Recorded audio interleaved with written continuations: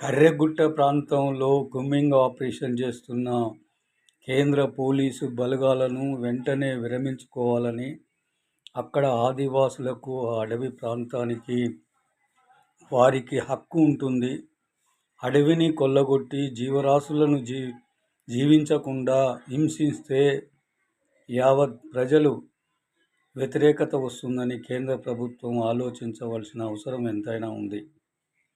కర్రెగుట్టలో మావోయిస్టుల నెపంతో అక్కడ ఉన్న ఖనిజ సంపదను దోచుకోవడానికి కేంద్ర ప్రభుత్వం ప్రయత్నం చేస్తూ ఉన్నది. చాలా ప్రభుత్వాలు పోయాయి, ప్రధానమంత్రులు పోయారు. కానీ ఇలాంటి బీజేపీ ప్రభుత్వాన్ని మనుషులను చంపడం, ఆదివాసులను చంపడం ఇది నేరంగా భావిస్తూ ఉంది వామపక్ష పార్టీలు.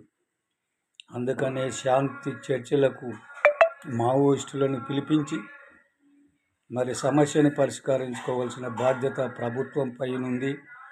అదేవిధంగా మావోయిస్టుల పైన కూడా ఉందని తెలియజేస్తూ ఉన్నాం. కేంద్ర మంత్రి బండి సంజయ్ గారు చేస్తున్న వ్యాఖ్యలు విరమించుకోవాలని భారత కమ్యూనిస్టు పార్టీ తెలియజేస్తూ ఉంది.